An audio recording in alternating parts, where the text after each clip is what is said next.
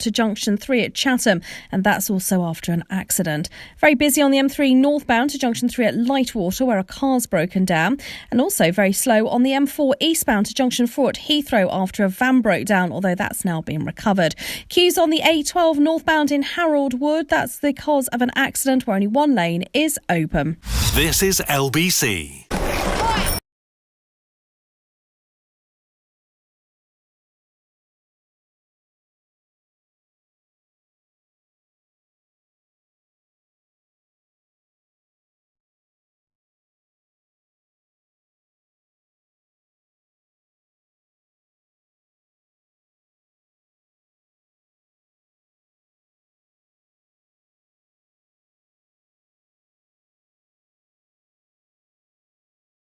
Ferrari now. 0345 6060 973. This is LBC. You can always trust.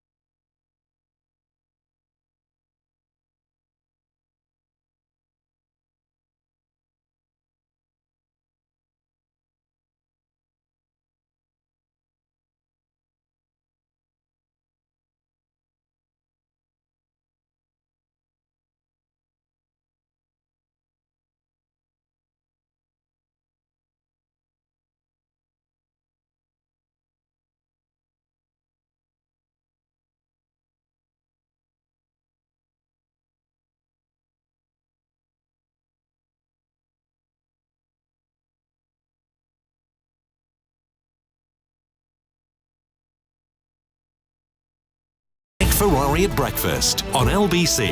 Call 0345 6060 973. I don't know how long I've been in this business. It's a long, long time, but I'm amazed how many of you are not having the vaccination. Alex in Upminster, I'm 50 years old. I've had the virus, no symptoms. My body's got antibodies. I've fought it well before. If I have it again, my body will fight it again the same way. Alex, have you heard of the Indian variant? Have you looked what's happening elsewhere in the world? Jay in Hackney, I won't have the vaccine. I'm in no rush. I tested positive for COVID last year. All I had was a slight tickly cough for a few days. I'll wait and see.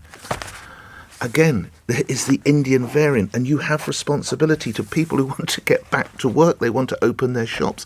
They want to go to the theatre. They want to open their bars. They want to open the pubs. They want to travel to see relatives overseas, and they're not going to be able to do that until you all sign up. We'll come back. I'm amazed how many of you. in the light of the comments from Lord Lloyd Webber. OK, two other matters. And when you do all go and get your vaccine and the country does emerge, well, we want to be assured that we'll have a suitable planet waiting to welcome the United Kingdom back. And as part of that, plans to protect, restore nature, tackle climate crises will be set out today. And here with more details is Environment Secretary George Eustice, who joins me now. Morning, Secretary of State. What are we going to hear from you later today?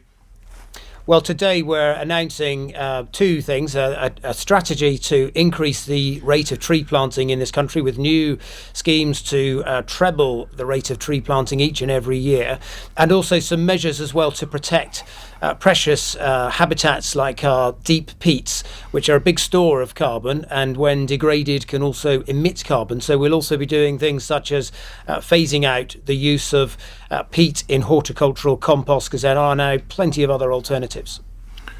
So government's tough on peat and tough on the causes of peat, is it, Mr Eustice? It's that important, is it?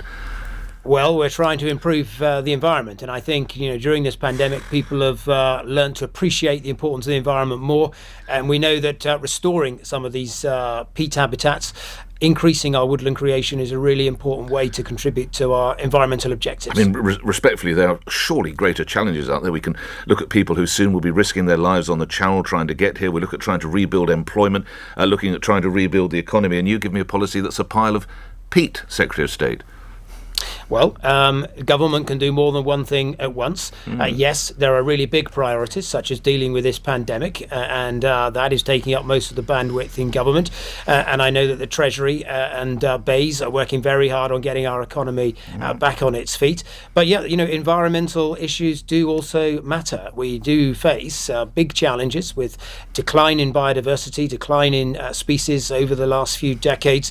We've got to try and reverse that. We've only got one planet, and we've got to try to improve the environment and do more to tackle things like carbon emissions, and that's a big part of the government's agenda as well. You and the Prime Minister and all your colleagues have spoken as one about the need to get the vaccine, to get the vaccination when offered.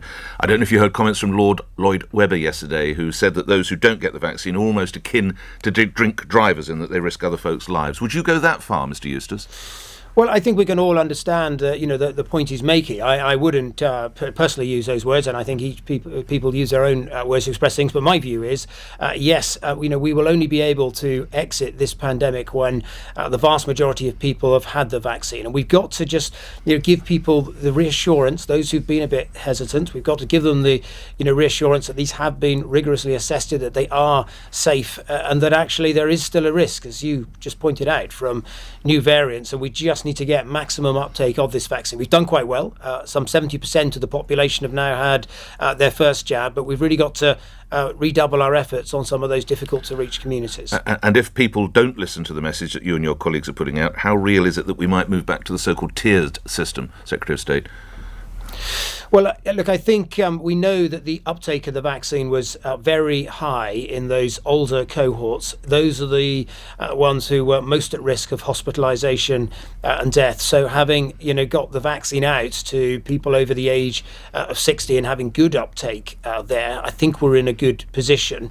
But we know to prevent the resurgence of new variants, because it's now clear the vaccine can dampen the transmission of the virus too. We just need all those other younger cohorts to also embrace the vaccine. And as far as you know, we're still on course on the roadmap for June 21st as the next key date, Secretary of State? Yeah, absolutely. That is our aim. But the Prime Minister's been clear all along that we will take it one step at a time.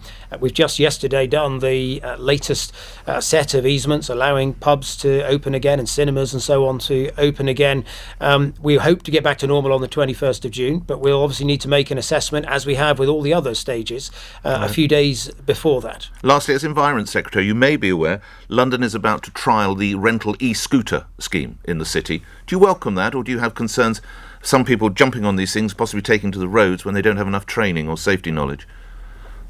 Well, I think there's been a pilot running on these scooters. There's been a bit of a controversy for some time because obviously it's a new technology that's come on in recent years, and there's been this problem that you can't really use it on pavements because that's obviously a danger to pedestrians, but it's not really licensed to be on the road either. I know that Department for Transport and I think the Mayor of London, TfL, have done some pilots, and they're obviously going to have to assess the safety of those before making any further decisions. Would you jump on one on London's roads, lastly, Secretary of State? I personally wouldn't. I would, sometimes I've got a foldable bike, and I'll sometimes do a bit of cycling, and that would still be my preferred choice, I think. I'd prefer an electric bike over an electric scooter. I think you and me both. Thank you for your time as ever. George Eustice, Environment Secretary, appearing here on LBC, where the time is 4 minutes before 8. I just want to read this email. Where has that gone? It's slid down the list. Sal was saying, here we are. Please tell my listeners my daughter was young, fit and healthy. She got COVID. She survived, but she was desperately ill. This is the reality, isn't it? Luke in Barking. What do you have to say, Luke? Good morning. Hi, hello. I'm shocked, to say the least, really. Obviously, being on the front lines, so working in